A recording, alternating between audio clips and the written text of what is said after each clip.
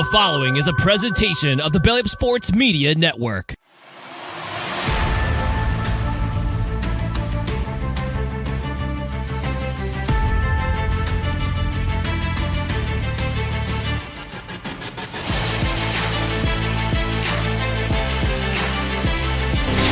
Pressure, throws it to Eckler on the screen. He's got a block to the 10, to the 5, into the end zone. High pass.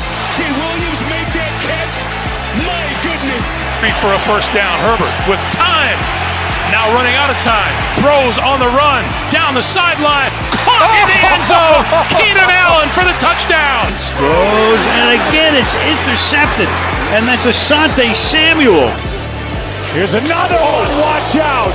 How did it feel when Derwin James absolutely powerbombed the out of you on national television? You're listening to the Shock Therapy Podcast with Tyler Lawrence and Zach Alfers. And we're back. Zach, how we doing today, man? Good, yeah. How are Padres looking right now? Spring training, too early. The first game wasn't televised. I don't think today is going to be televised either. No, I don't think so. Way too early to tell. Manny's looking good. The number one prospect, Jackson Merrill, went 3 for 3 at the plate in his first, his most elevated plate appearances of his career. So that's fun to see.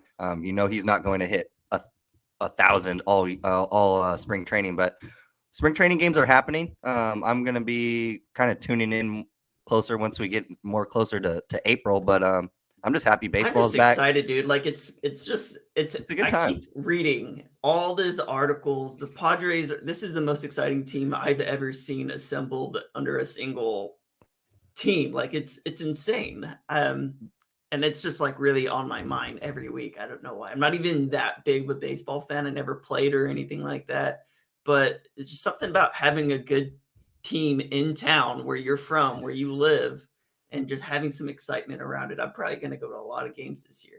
I would if I was you. It's going to be absolutely electric. Petco, the fans that show up there, it's an unreal experience. I grew up in that park.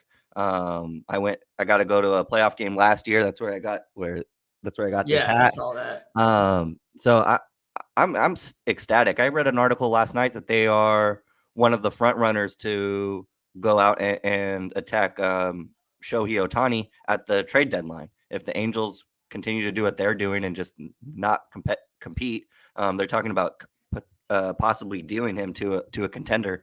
And right now it's the Padres and the Dodgers are the front runners. So that's absolutely amazing where he would fit in an already super stacked lineup. I don't really have an answer for that, but what are you going to give up for him, right? And that's the other question. Who knows? You got to give up a pitcher because the Angels are going to want a pitcher out of that trade. So sure, I think. Well, I think it's going to be, either a bunch of prospects, or like could it be Manny?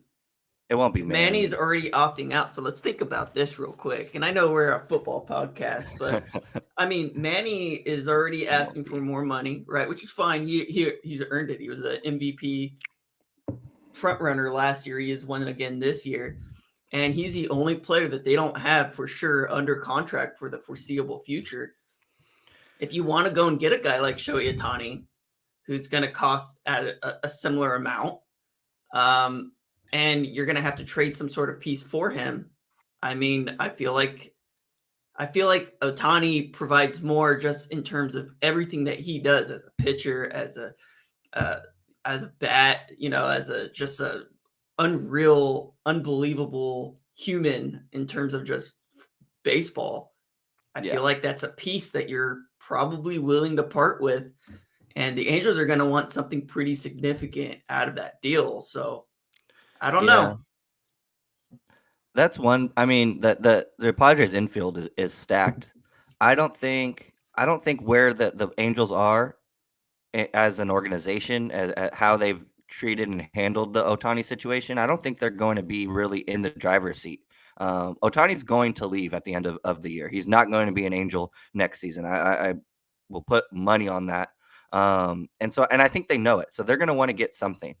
And I think the next other crowded spot of the roster for the Padres is the bullpen. We got 12 guys competing for 7 spots. So I could see one of those guys who just like a plethora of late reliever guys that can't make our roster but are still viable options. Everyone needs bullpen help, especially now with pitch counts and just start safety of the starter pitching position. People are really, really cautious on letting guys pitch more than 75 pitches now in some cases. So bullpens are becoming more and more important. So I think that's another option. I just don't see them at this point disbanding what has got him this excitement. And Manny's a big part of that. He is the heart and soul of this team. I think it's more behind the scenes, just finite or just actual it's just like the talk between negotiations. They're going to get a job topic right now. Yeah, and we're going to be talking about it for a while. So until it happens, right? I think they'll get it done. I just don't see they built this ship around with Manny as the captain, and I just don't see you mutinying now, especially with the way he's playing. He's looking like he's going to be a phenomenal player through his 40s right now if he can keep this up and stay healthy. And he's a tremendous player. I would cry actual tears. Manny go. I would too. I mean, it's the only jersey that I own is a Machado jersey. So, and he was so fun with the Dodgers. He's been fun with the Padres, and I don't think he wants to go anywhere. It's a little surprised that he opted out because it's not like he's going to be making that much more money than what he is now. And they offered him a pretty significant pay increase, and he still turned it down. So I don't know, man. It's just interesting. I just feel like already having the contract in place and a team that really it's going to be a contender for multiple years, like the same core, the same base. It's a little surprising. That's all I'm saying.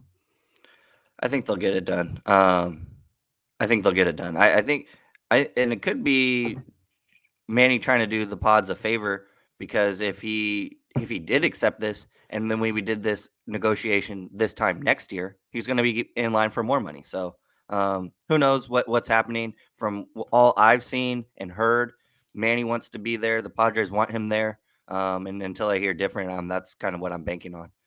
But yeah. All right. Well, let's get back to football. And there's a couple things I wanted to talk about. A lot of different things happening in the front office kind of area. I'll just kind of start with something outside the Chargers front office. So Shane Steichan is expected to become the head coach of the Indianapolis Colts. He's only 37 years old. He started his coaching career as a graduate assistant for UNLV 2007. Came to the Chargers organization under Norv Turner in 2011 as a defensive assistant. Left for a year, went to the Browns when they were at the peak of their dumpster fire. Ended up coming back the next year to the Chargers. Was a quarterbacks coach. Worked his way all the way up to offensive coordinator. Really through the entirety of Tom Telesco's career with the Chargers as general manager. When he became the offensive coordinator, Chargers fans were just not happy with his first stint at being a play caller. He was replaced along with Anthony Lynn and became the offensive coordinator for the Philadelphia Eagles. He structured an offense around the strengths of Jalen Hurts. Had an offense that was probably one of the best in the NFC last year. Ultimately landed him the head coach role with Indy. And it just seems like Indy likes people from the Chargers' previous trees. You look at Frank Reich, Tom Telesco came over. There's been a lot of sharing of knowledge between the two organizations. But super stoked for Shane Steichan just because – I didn't think he was that bad of an offensive coordinator. I just thought that he was early. He was young. He needed to develop a little bit more. I think he might be accepting this head coach position a little too early in his tenure.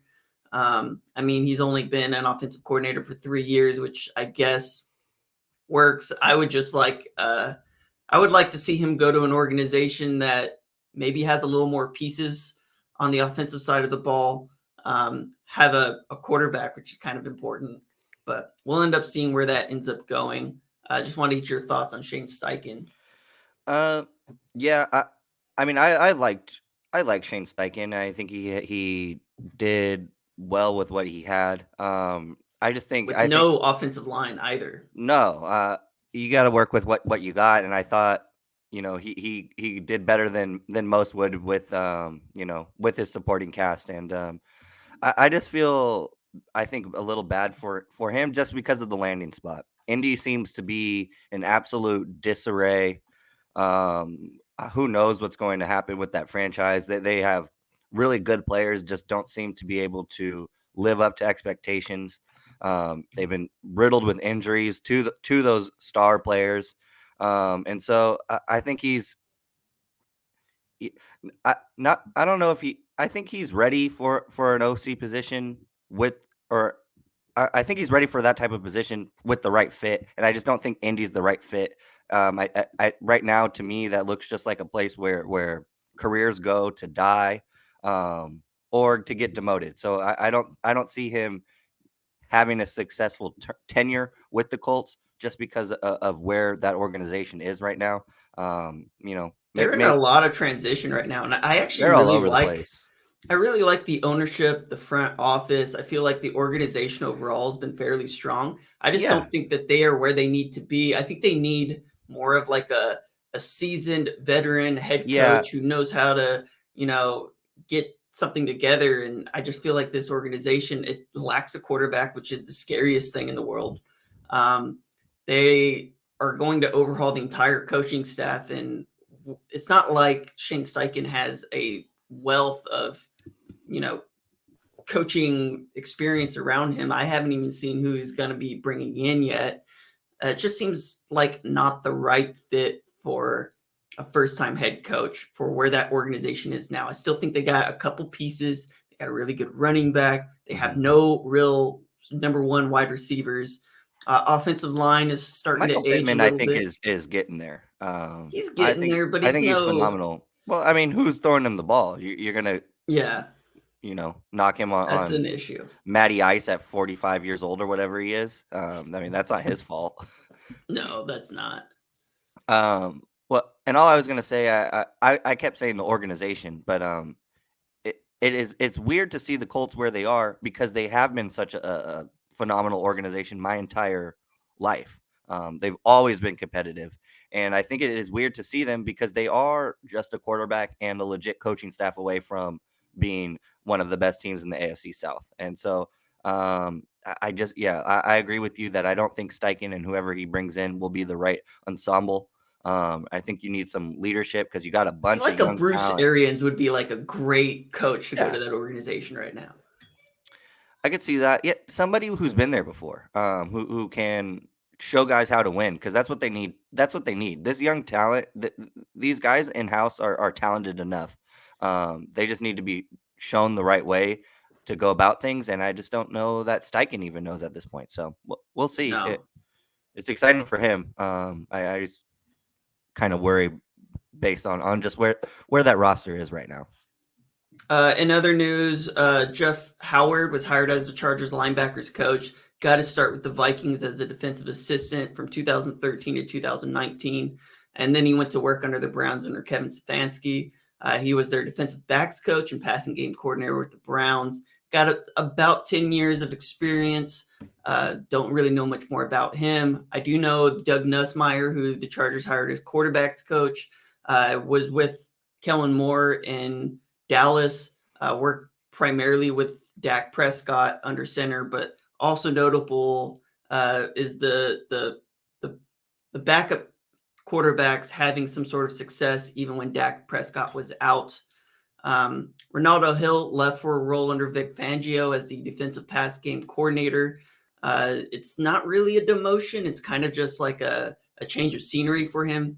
Granted, he doesn't have the title defensive coordinator, but he's still kind of a senior leadership role. Derrick Ansley, who spent the last 2 seasons as the Chargers secondary coach, was promoted defensive coordinator, which is awesome. And then Tommy Donnatell is going to be coaching defensive backs. I kind of want to get your thoughts on Derrick Ansley and why do you think that he ended up getting that role? They didn't even attempt to search really elsewhere in an organization. They kind of just did their 2 interviews, but they had the idea of who was going to take that position over immediately. Yeah, and I think it's just kind of what that position means to the Chargers. I think it's more of a procedural move, not wanting to bring somebody out from the outside in to trying to teach them what Staley wants to do. And at the end of the day, it's Staley's show. He's not stepping away from defensive play calling. He's not stepping away from just installing the defense as a whole as he sees fit. It's his show. So at this point, it's kind of like the OC in Kansas City. It's not really a position. It's really just title. And so congratulations to Derrick Ansley. Now he has that on his title. It's a resume builder. And he's still very, very involved. He's going to be more so involved now that Renaldo Hill has left. I thought Ansley did great with our DB room, bringing those young guys along. We saw some tremendous maturity from, Jaw Taylor and Dean Leonard and Raheem Lane, all guys who contributed on special teams first, and then getting some reps late in the season at DB. So I think it's deserved, but I think it's more procedural than anything, because at the end of the day, it's always going to be a number 2 to Staley while he's there in that head coaching position. I don't think he'll ever step away from that, because that's what's got him there. Well, the other thing with that is I think people are putting way too much pressure on a defensive coordinator has to call plays, and that's just not the case.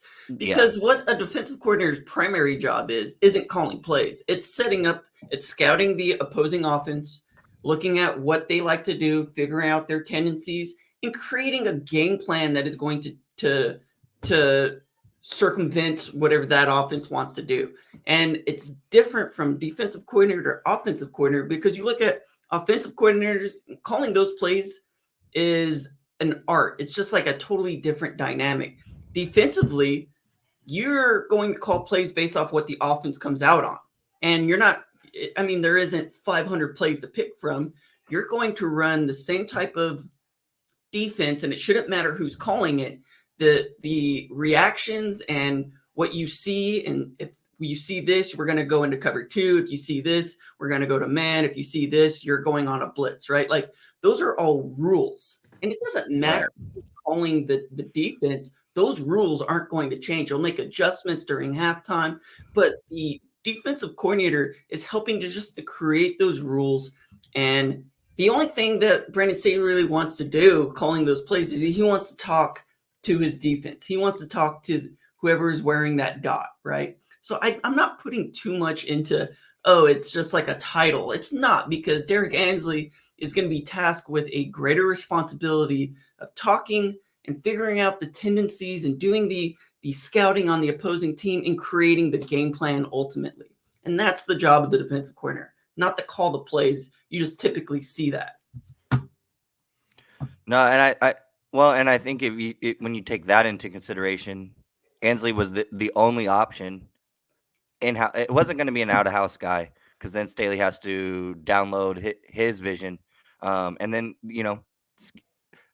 that process kind of gets muddled. And so it was always going to be a guy inside the organization. And when you look at the position groups of last year on that defense, secondary was the most consistent year in game in and game out. And when we had those those big games, like the game against Miami, who stood out? That secondary was all over the place. And so I give a lot of credit to Derrick Ansley being in those meetings with Hill, having that, we're going to have the DBs attack. And so it just made the most sense to me, in my opinion. So excited to see what he can do this year. We're going to need some good scouting from him, and then big plays after the fact. So I'm excited. We'll see. And it was good because, Brandon Staley wanted to find a way to promote both Tommy Donnatell and Derrick Ansley, and he couldn't. He didn't really have a way to. Maybe he gives Ansley a title like assistant head coach or something like that. But ultimately, he almost needed the defensive coordinator, Renaldo Hill, to leave so that he could promote those guys, because they earned it. You look at Asante Samuel, and his progression has been outstanding. He's been so good. Even guys like Bryce Callahan played really, really well for them last year. Derwin James is probably one of the best. Alohi Gilman came out of nowhere and looks like a viable starter for us next year.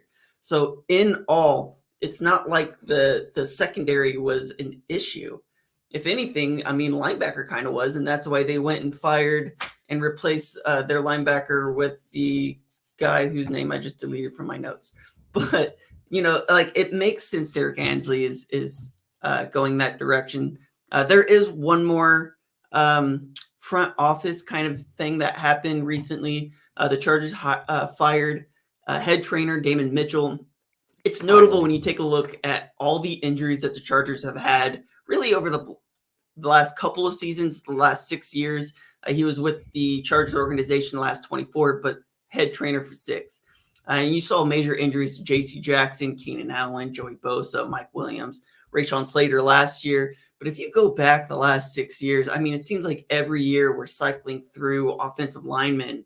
We're cycling through there's always a key injury plaguing the Chargers.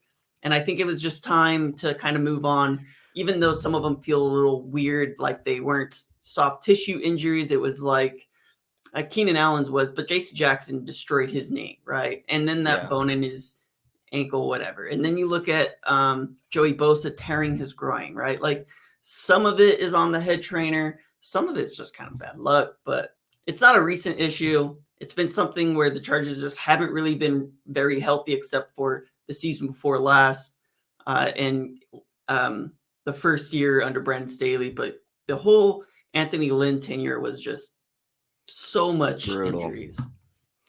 Well, and I like all of those moves. I just like the precedent it sets. It doesn't matter how long you've been with this organization, whether it be 24 years, whether it be 2 years. If you're doing your job, you're going to get promoted. You're going to get the looks. And if you're not, it's not cutting it around here anymore. We're not okay with mediocrity. It is time to produce and to compete at the highest level. And you can't do that with dead weight. And I kind of think that's what that trainer was. It's time. He's been here for 24 years. We've been riddled with injuries his entire tenure. I know he was only the head trainer for 6, and so it's not all of him, but he was part of the process, right? He never at one point said, hey, we need to change something. The strength and conditioning program has been pretty set for the last couple of decades. San Diego now going to Los Angeles. So I think it's a good time to make a change because you got a very, very talented roster who's ready to win now. So you got to go all in while you got a guy like Justin Herbert and while you have guys like Joey Bosa and Keenan Allen still on this roster, still able to compete. I like the precedent it sets. Do your job. You're going to stick around. You're going to get promoted. Even if you don't, it's time to go find a job somewhere else. All right. And any closing remarks on kind of the front office changes that we've been making? I mean, we're going to have a new offensive coordinator, new defensive coordinator. The only, main guy that's really staying in place is Brandon Staley and our special teams coordinator. Everything else seems like there's a massive turnover. Yeah, I just hope it's what Staley wants and not just what Staley could get, right? It seemed that first the Lombardi thing wasn't what he wanted. It was just what he could get. So hopefully Kellen Moore was what he wanted. It seemed like that because we didn't really. It definitely seemed like that, yeah. Right. It was so fast of a process, and we didn't really give anybody else serious look. So hopefully that this new coaching staff is what he wants. I hope he's not settling, and I think we'll be able to see very, very soon. Because it seemed immediate. Like as soon as Kellen Moore was made available, it was like, we want this guy. Let's get him in the door now. Well, and I think it's a good look. Let him leave. Yeah, well, we'll see. Score me some touchdowns. Get this offense moving, and we can keep him around. I'm excited to see what he can do. All right. For the next part of this podcast, we're going to be talking about quarterbacks and tight ends here in the NFL draft. We're not going to be drafting a quarterback high by any means, but I did kind of want to just talk. It's a hot topic, right? There's a good 4 quarterbacks that could go in the top 10 picks. Probably potentially 5 going in the first round overall. That's crazy. There's a lot of quarterbacks, like especially last year being such a down year for quarterbacks. But there's a lot of teams looking for that position right now. It seems like the top 2 is Bryce Young and CJ Stroud. And then you got some other guys like Will Levis and Anthony Richardson who maybe just kind of outside. I know a lot of people really high on Will Levis, but you look at Anthony Richardson, he's got this cannon of an arm, probably the closest quarterback you're going to get to a Justin Herbert, to in terms of just arm strength and talent and just athleticism. You got like a Josh Allen, big arm, athletic guy that can move. Will Levis seems like he's probably one of the more pro-ready quarterbacks, even if he didn't have all that much success at Kentucky. I wanted to get your thoughts on these four guys real quick and kind of, who's your quarterback one? What do you like about him? And I guess, where do you see kind of some of this shaking out a little bit? Yeah, I think we should start at the top. I think it's for one. Who's your one? Who's your one? Is it Bryce Young or CJ Stroud? My one is Bryce Young. And the reason I got Bryce at one is because this is such a weird process. People like to, you gotta assess what you see on college tape and project that at the NFL level. Not everything translates. It's not always the same language. And when you take that into account, I think the main thing you have to look at when assessing prospects is the untangible things, the things that you can't teach. And I think that's what Bryce Young has and does better than any of the other guys on that list that you mentioned. And for me, Bryce Young is number one because he's crafty. His work outside of the pocket, his work when things aren't going right, his off-script plays are unreal. On the same level of Patrick Mahomes in the NFL. We didn't really see that from Pat in college, so that kind of gets you excited. I know he's getting knocked because he's 5'10", but you see Kyler producing. He's 6 foot, I think. He's 6 foot. Is he 6 foot? Yeah. Okay, taller than I was expecting. So I think 6 foot is fine. I think they said Drew Brees was 6 foot at the end of his career. I think he was more like 5'11", 5'10 and a half. But still, 6 foot's not too short. And what he does well is really extends plays, and it leads to those big explosive plays downfield. And so I like Bryce Young for that fact. CJ Stroud, he has the arm talent. He's a pocket passer. I think he's going to be a great quarterback. He just doesn't. That's kind of where he struggles, is when things break down, when he has to get out of the pocket, when he has to create, when the pocket is collapsing. And when you're going to get drafted, where those guys are going to get drafted, you're not going to get great O-line play. You're just not. It's just you're not going to a contender being a number 2 quarterback in a draft, especially right now when you have 10. There's 10 teams who have a legit need for that position. So he's going to go to a place with a bad O-line, with probably not a great offensive scheme going on. They're going to need to create. And I just like, and that because of that fact, I like Bryce Young just because he does that phenomenally. That's his biggest trait, his best trait. I feel like Bryce Young is just so mature too, right? And he's so comfortable in the pocket. He's a leader.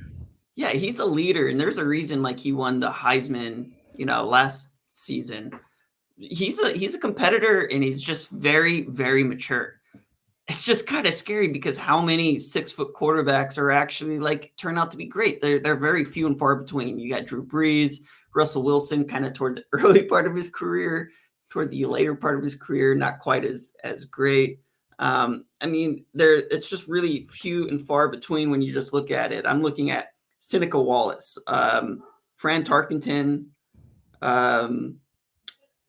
Drew Brees, obviously, Michael Vick, but Michael Vick was just like a different kind of player, right? And then you start getting into some of these other guys that I'm not really interested in at all. Baker Mayfield. No. Chase Daniel never was a great quarterback. Tua is still kind of coming up into his own, but you're seeing Tua being small and getting injured and having all of those issues. Ty Detmer. The Johnny Manziel, the list of 6 foot quarterbacks who've gone on to be successful, it's a very short, small group. Yeah. No pun intended. No, I get you. I just think it's kind of like think it's similar to the Joe Burrow small hand kind of thing. If the guy can play, you gotta go with him. I think we're kind of diving a little too much into the stature, especially because he's not a runner really. He gets out of the pocket because he wants to throw the ball. If he was like a Kyler Murray, like a Baker Mayfield, who got out of the pocket and wants to take off, then you'd have, I think, like a Michael that conversation Vick, makes Seneca more sense. Wallace. But he gets out. He's like a Russell Wilson, where the fact that he's going to get out and he'll take the yards if they're there, but he mostly wants to get out of the pocket to create so he can get his guy 30, 40 yards downfield. I think it's just such a huge risk just knowing that, and it's changing because you're seeing a lot more shorter quarterbacks go on and have success because I feel like offensive coordinators are smarter than they used to be. They're able to create certain matchups and create certain things with the legs, going out, rolling out and stuff like that. And I think Bryce Young is going to be a good quarterback, but statistically speaking, and it's kind of a shot in the dark when you're drafting quarterbacks high. They're either going to be good or they're not, and you have no idea. You'll have some guys that are drafted first overall, and everyone's thinking that he's going to be super, super great, and you just never know. And when you're statistically speaking, Bryce Young is not going to be a good quarterback.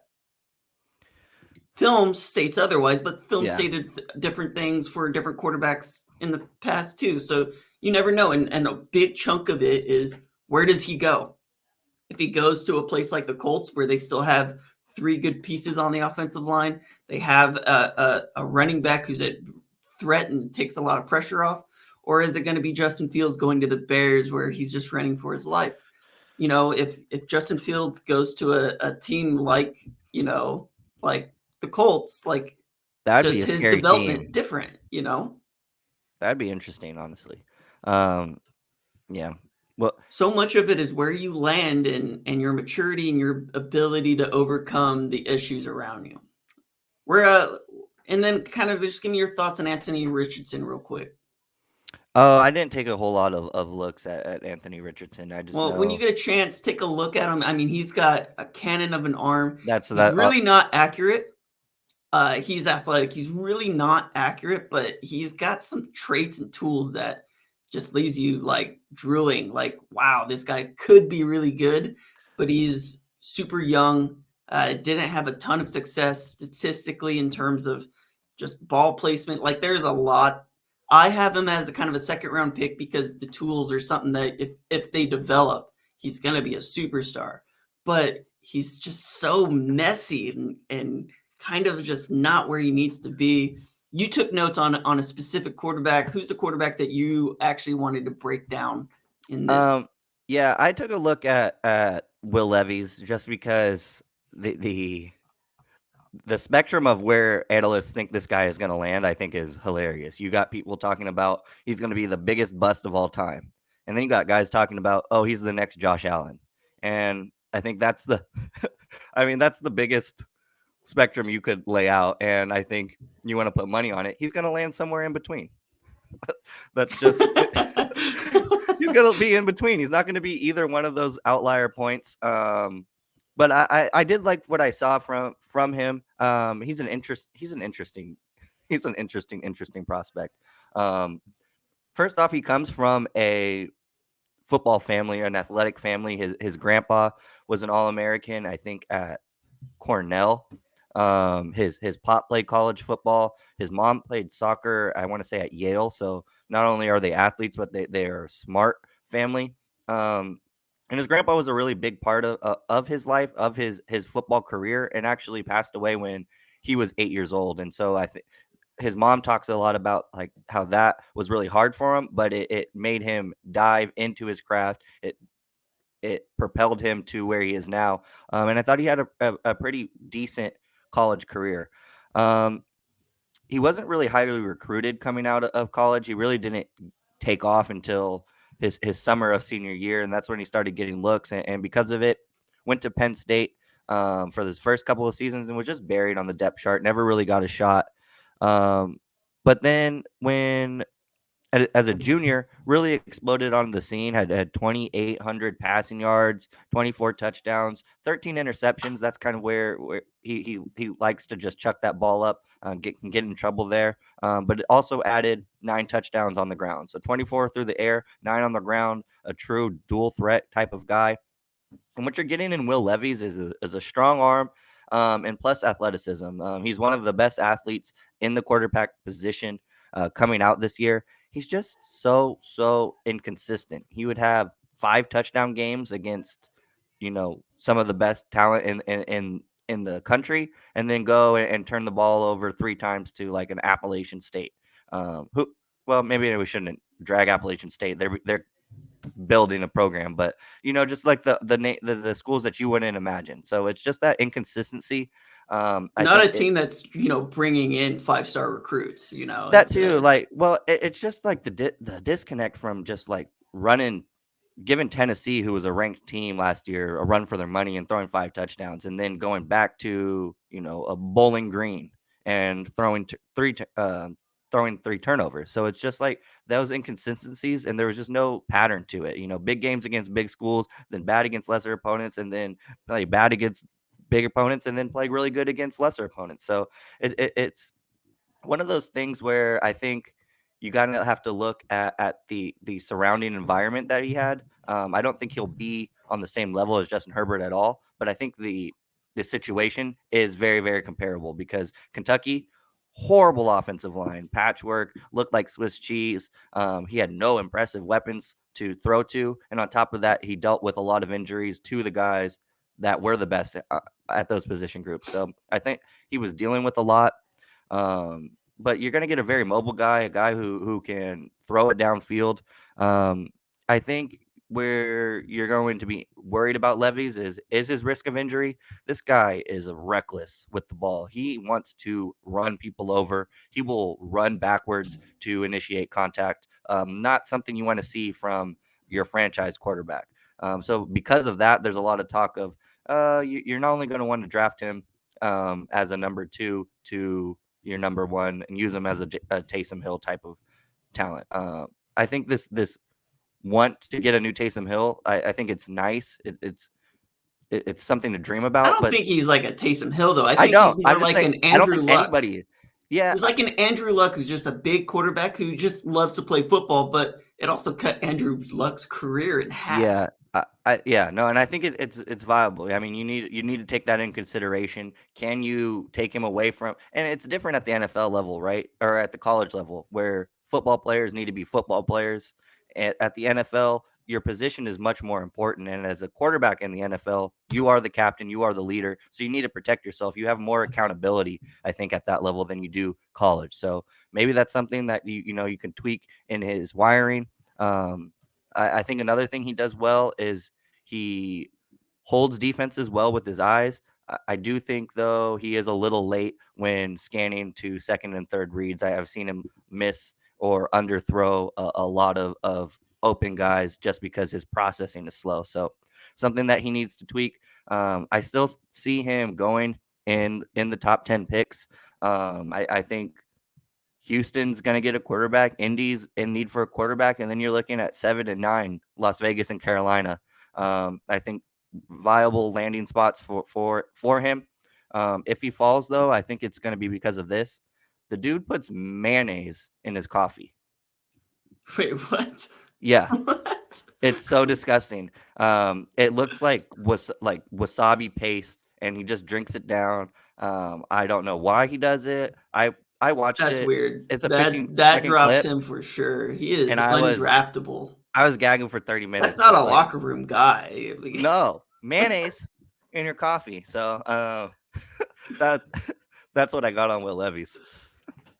All right. Well, I'm gonna talk about Tanner McGee, and then we're gonna cut this podcast short, and we'll be dropping another podcast about tight ends a little bit later in the week. But I wanted to talk about Tanner McGee, Stanford quarterback, 6'6", 230 pounds. I ended up watching the Cal-Oregon game.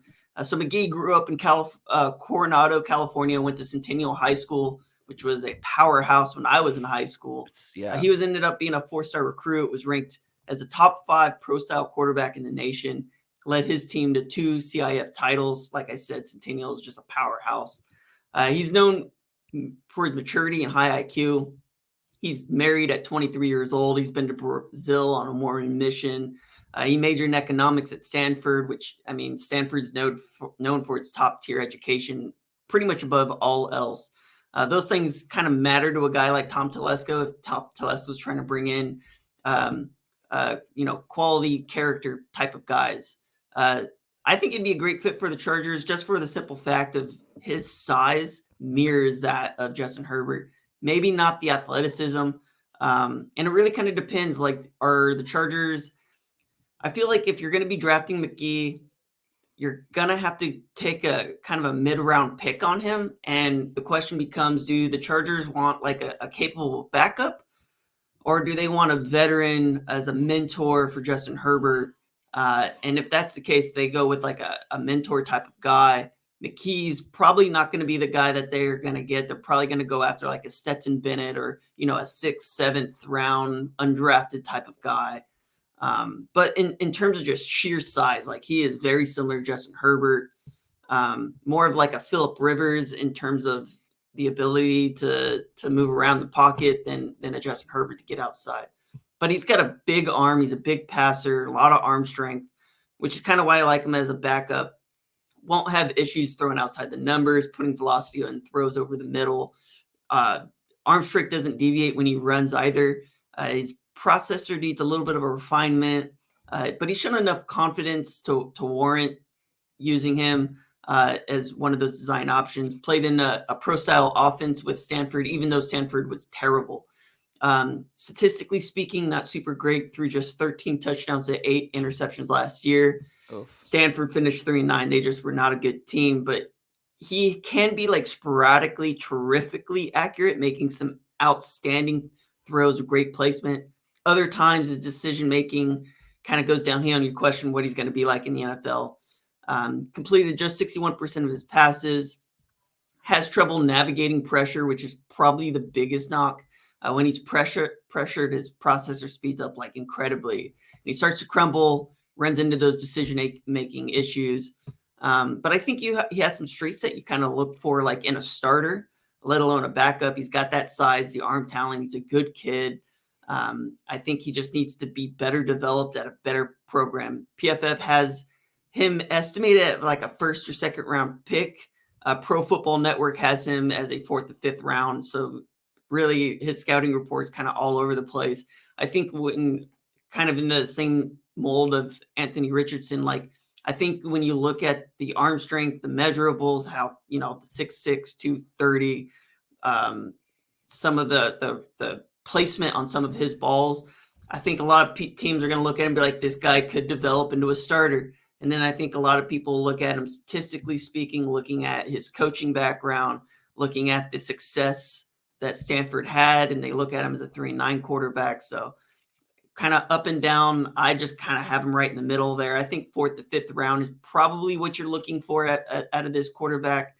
And there's a lot of other guys that the Chargers could look for. I mean, Max Duggan was a big guy who took TCU as a backup, by the way. He wasn't even their starter. He wasn't their starter at the beginning of the year. You got a guy like Stetson Bennett out there, Jake Hafner, who was super accurate, but kind of small, kind of similar to Kellen Moore.